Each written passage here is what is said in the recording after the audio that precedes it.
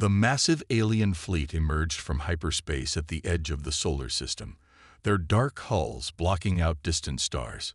Earth's deep space monitoring stations lit up with warnings as over 300 vessels of varying sizes appeared seemingly out of nowhere.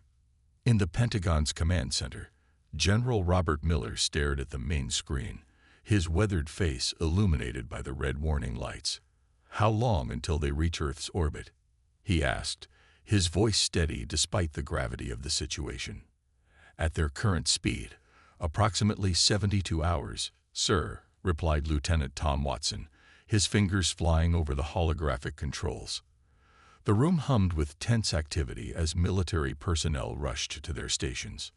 Across the globe, similar scenes played out in military installations. The Chinese Space Command, European Union Defense Force, and Russian Starfleet all reported the same findings. This was no drill, no simulation. Humanity faced its first contact with an advanced alien civilization. Within hours, the UN Security Council convened an emergency session. Representatives from every nation gathered in New York, their faces drawn with concern. As they debated their response, a transmission cut through all of Earth's communication channels. The alien message was clear and precise, translated simultaneously into all major Earth languages. "We are the Galactic Empire, rulers of 10,000 worlds.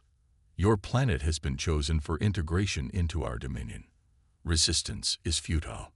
Prepare for our arrival." President Helen Barnes of the United States stood at the UN podium, her gray hair neatly pulled back, her expression determined.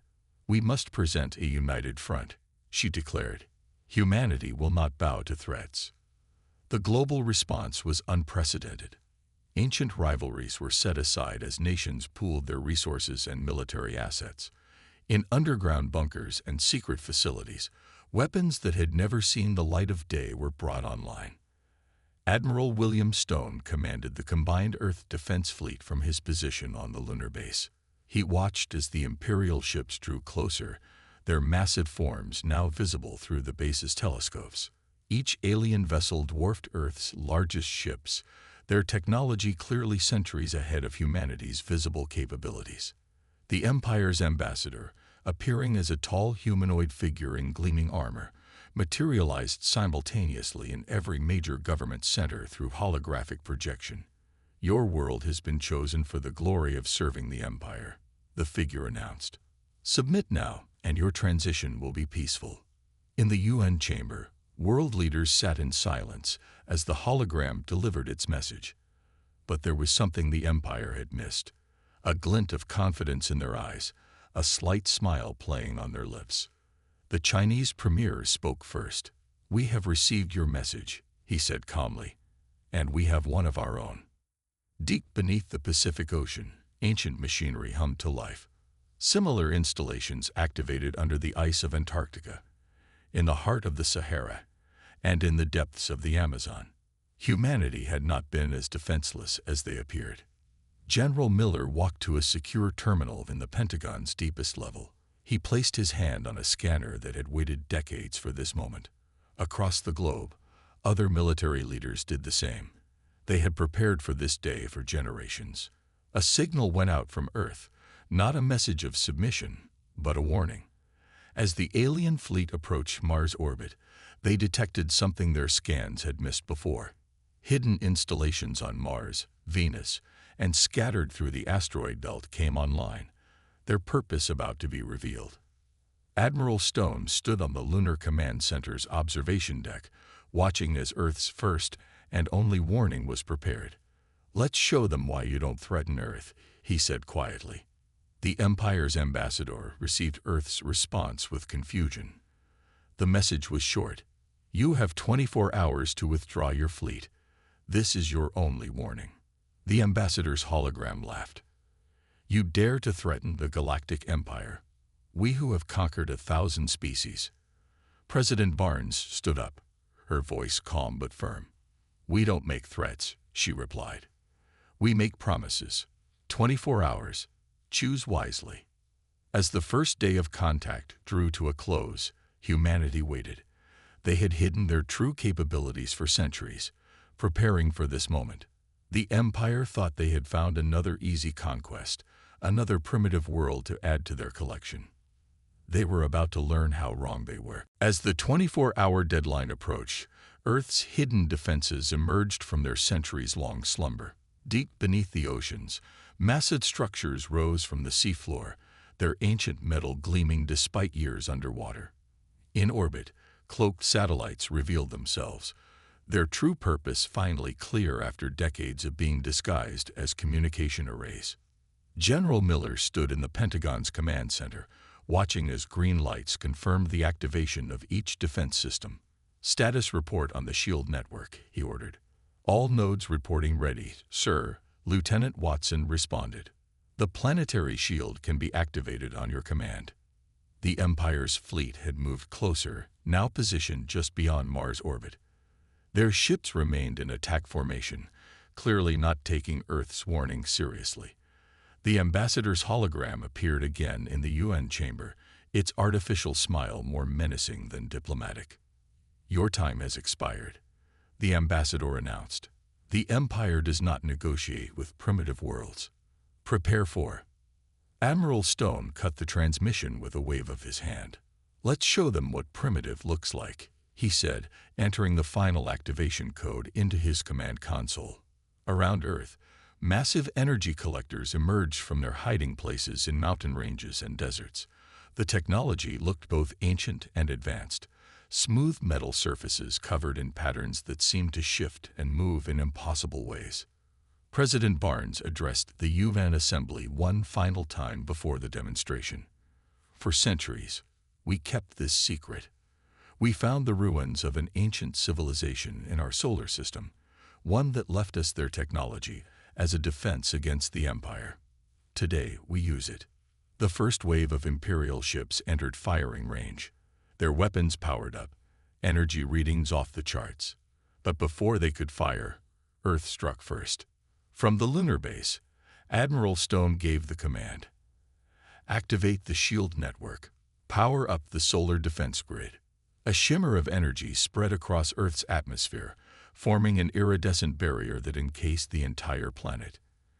In space, hidden platforms throughout the asteroid belt activated, revealing weapon systems far beyond what the Empire believed possible on a primitive world.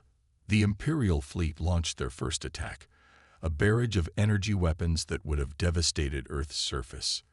Instead, the shots dissipated harmlessly against the planetary shield, creating beautiful auroras in the upper atmosphere.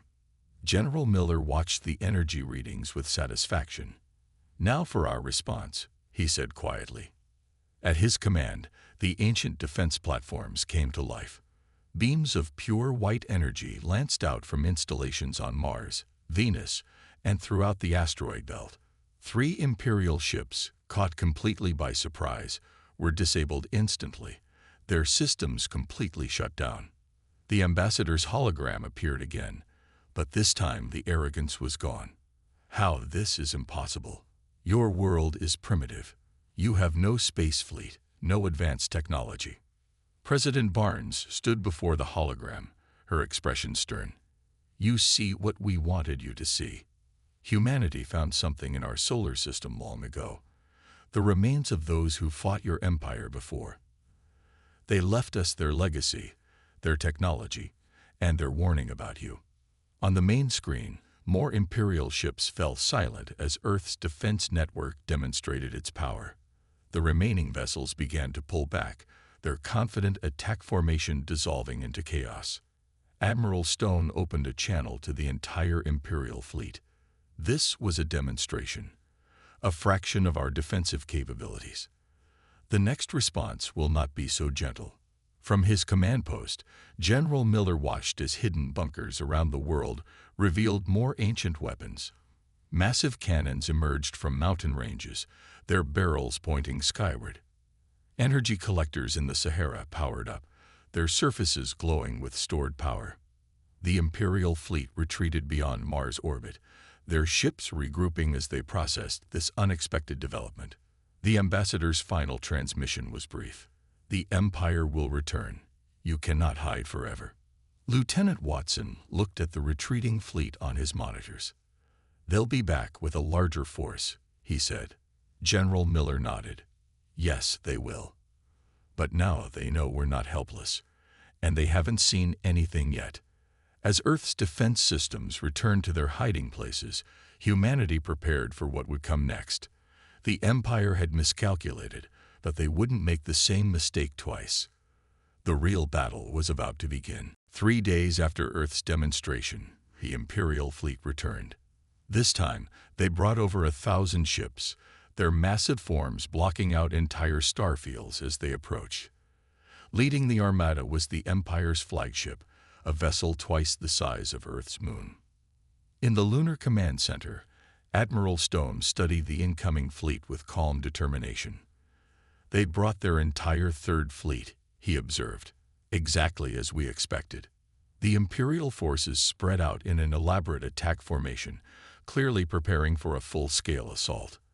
Their new commander, Grand Admiral White, transmitted his message across all frequencies. "Your defiance ends today," he declared. "No world has ever resisted the Empire twice and survived. Your ancient toys won't save you." General Miller stood in the Pentagon's underground command center, watching as Earth's defense systems tracked every Imperial vessel. "Launch Operation Sunburst," he ordered. Across the solar system, humanity's hidden strength revealed itself. The surface of Mercury rippled and transformed as a massive energy collection facility activated, drawing power directly from the sun. Venus's thick clouds parted, revealing orbital platforms that had been concealed for centuries. The Empire struck first, launching a coordinated attack that made their previous assault look like a mere skirmish. Thousands of energy beams and projectiles streaked toward Earth, enough firepower to crack a planet's crust. "Activate all shields," President Barnes commanded from the secure bunker beneath Washington. "Show them what Earth can really do." The planetary shield flickered to life, but this time it was different. Instead of simply absorbing the attack, it redirected the energy. Each Imperial blast was caught in a web of force fields, channeled through the ancient defense network, and fired back at the attacking fleet. Dozens of Imperial ships fell silent as their own weapons were turned against them. Grand Admiral White's voice crackled over the comm system, shock evident in his tone. "Impossible. No civilization has this technology." Admiral Stone opened a channel to the Imperial flagship. "You assumed we were primitive because we chose to appear so. That was your mistake." From hidden bases on Mars, massive cannons emerged from the red soil. They fired streams of particles that phased through the Imperial ship shields as if they didn't exist. More vessels dropped out of formation, their systems completely neutralized. The Empire attempted to adjust their strategy, concentrating their fire on what they believed to be weak points in Earth's defense network. But each time they found a supposed vulnerability, new defensive systems activated to counter them. Lieutenant Watson monitored the battle from his station. "Sir, they're trying to target the Mercury facility," he reported. General Miller smiled. "Spring the trap." As the Imperial ships approached Mercury, the planet's surface seemed to come alive. What appeared to be the entire surface of the planet shifted, revealing it to be one massive defensive installation. Before the Empire could react, electromagnetic pulses rippled out, disabling their targeting systems. The battle lasted less than an hour. When it ended, half the Imperial fleet drifted powerless in space, their mighty weapons useless against Earth's ancient defenses. The other half retreated in disarray, their formation shattered. Grand Admiral White made one final transmission. "This isn't over. The Empire rules 10,000 worlds. We will return with forces that will overwhelm any defense." President Barnes stood before the UN Assembly, addressing not just Earth, but the retreating Imperial fleet. "You fail to understand something fundamental about humanity," she declared. "We don't just use these defenses. We've spent centuries learning from them, improving them, making them our own. Return if you must, but know that today you saw only a fraction of our true strength." As the Imperial ships disappeared into hyperspace, Earth's leaders gathered to plan their next move. They knew the Empire would return, but something had changed in the galaxy. For the first time in millennia, a world had not just resisted the Empire, it had defeated them.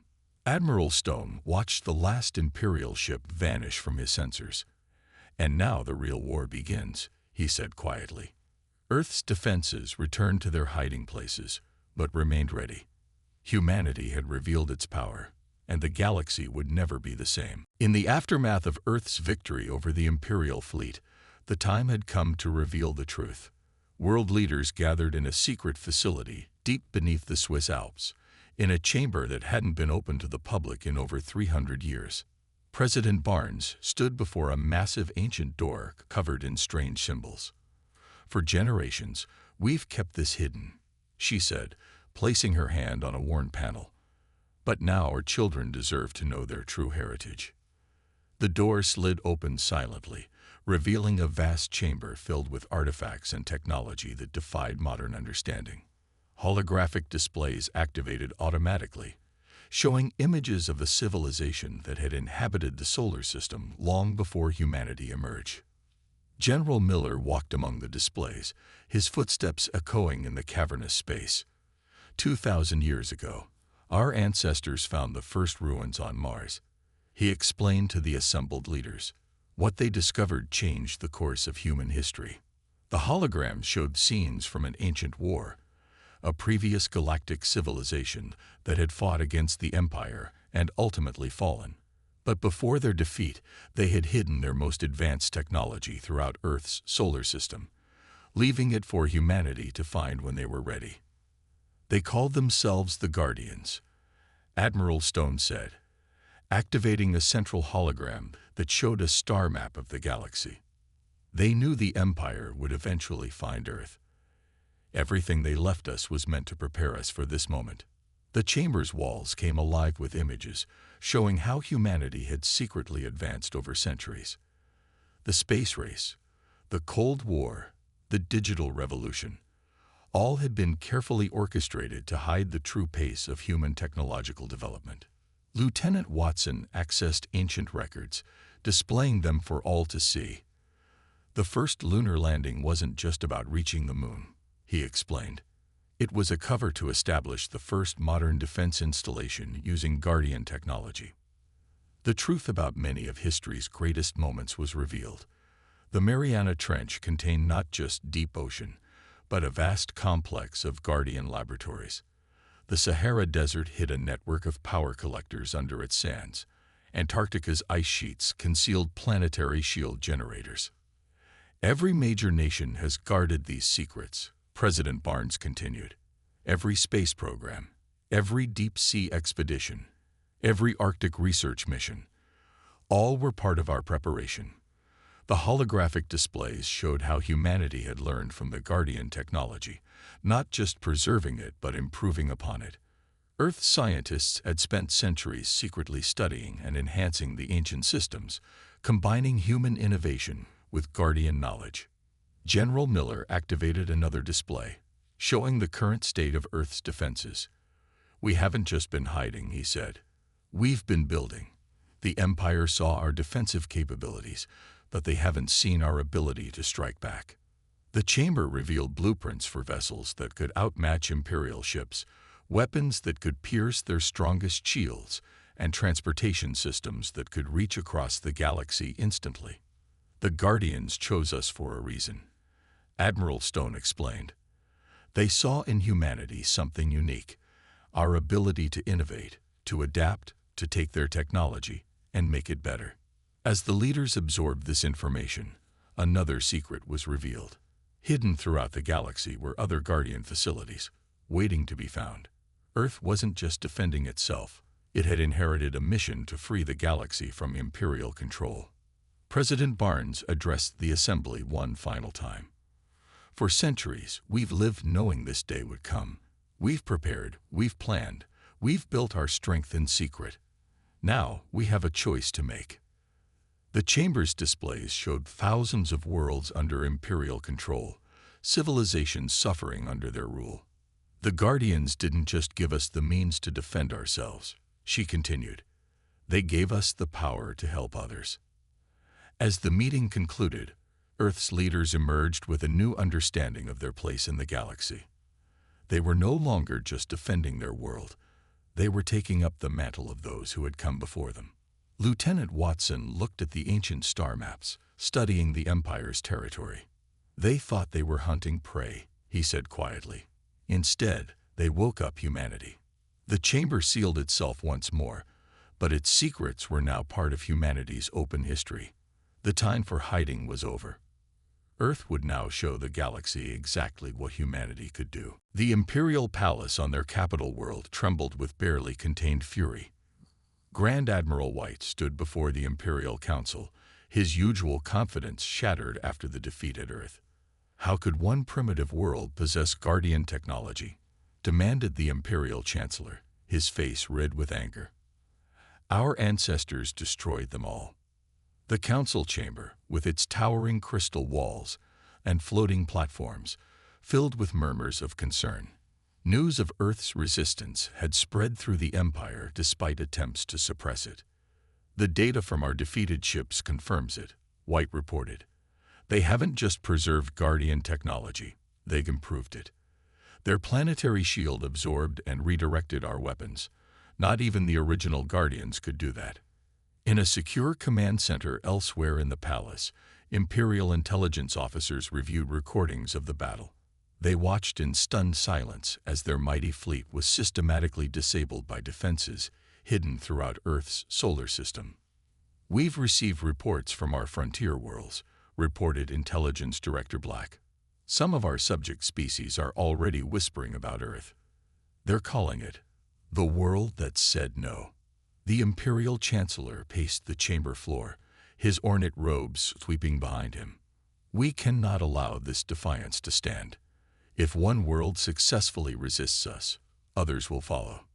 But there was fear beneath the anger. For the first time in thousands of years, the Empire faced a force it couldn't simply overwhelm with superior numbers.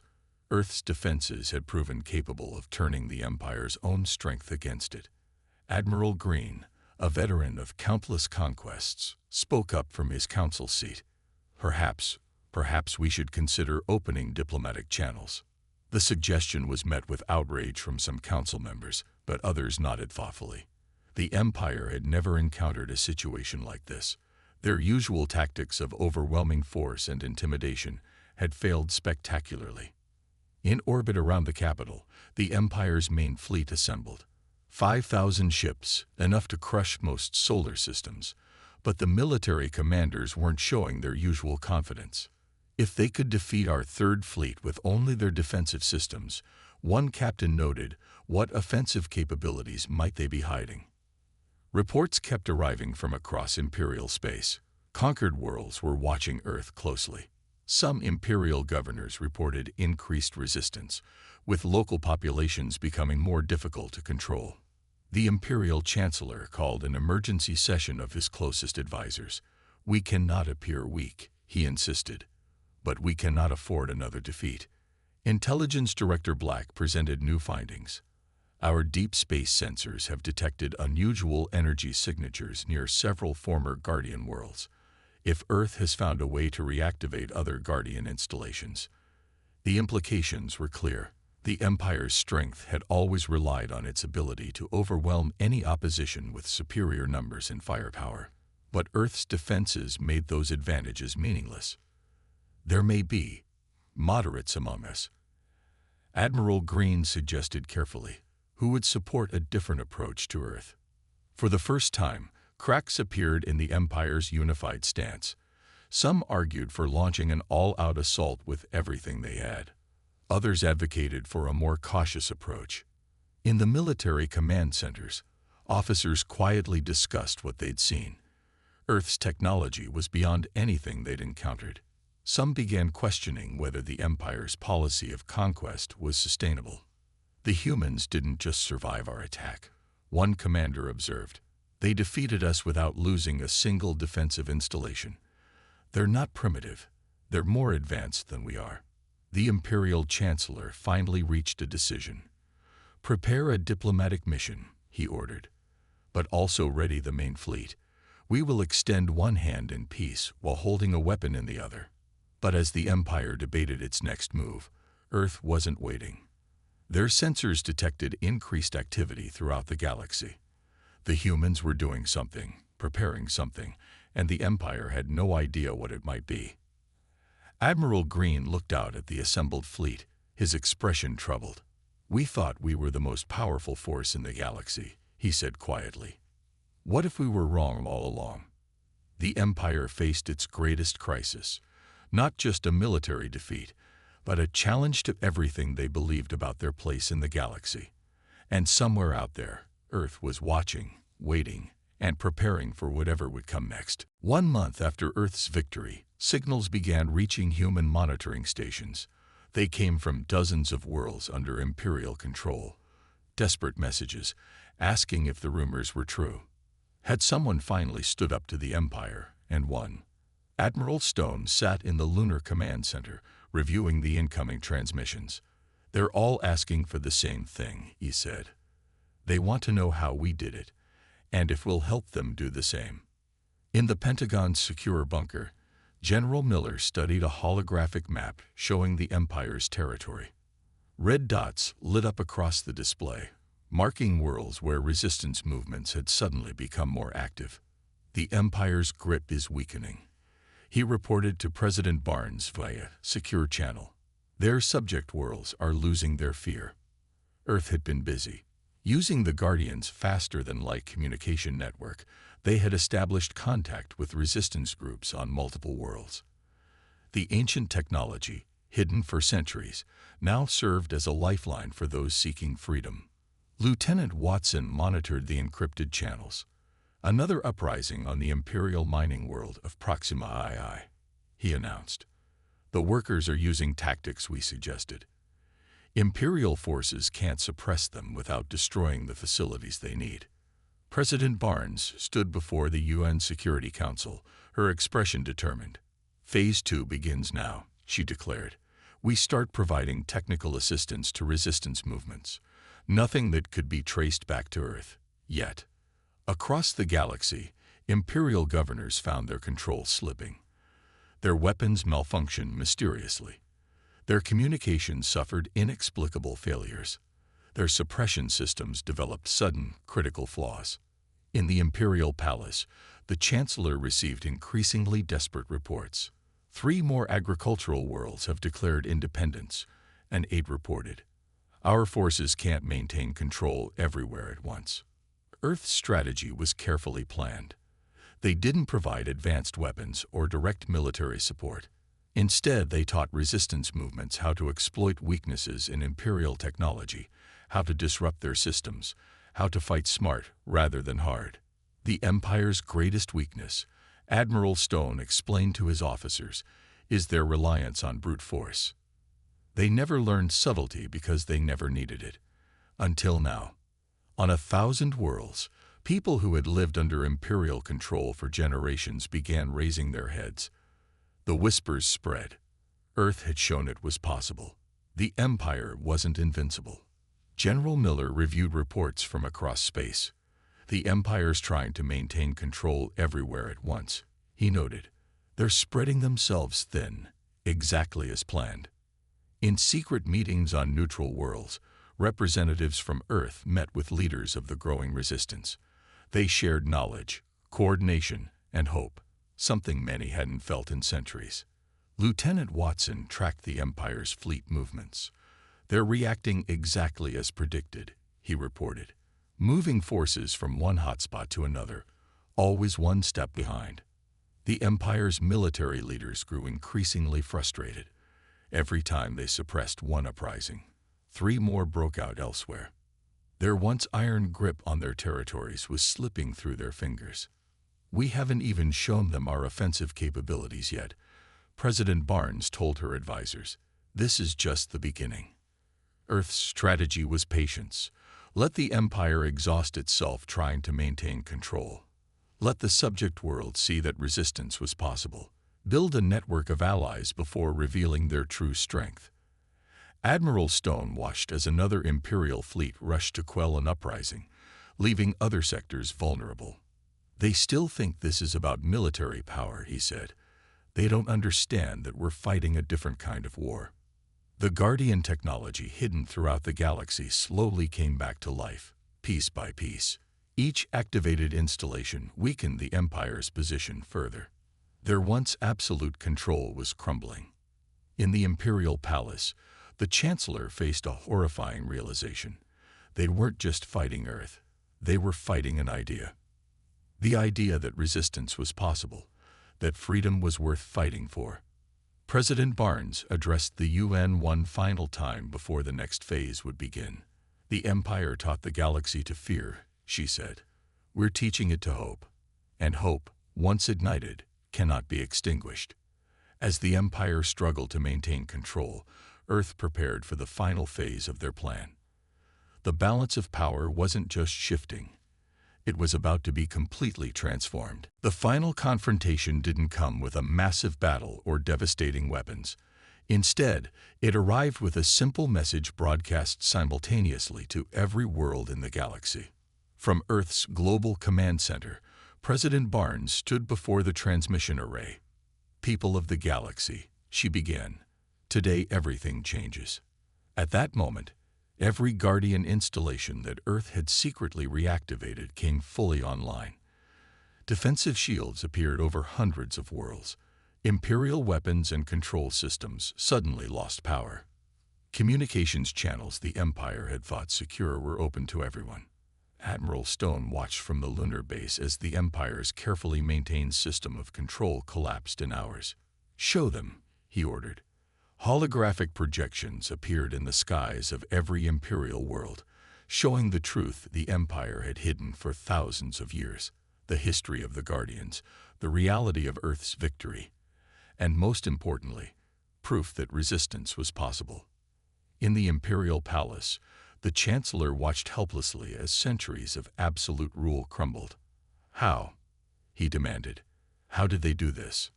General Miller's voice came through on all frequencies, answering the question. "You taught the galaxy that strength comes from dominance. We showed them it comes from unity." Earth revealed its full capabilities at last. Ships emerged from hidden docks throughout the solar system, built with technology far beyond anything the Empire possessed. But they didn't attack. They offered help, protection, and hope. Lieutenant Watson monitored the responses flooding in from across space. 90% of Imperial worlds are declaring independence, he reported. The Empire's forces are standing down rather than fight.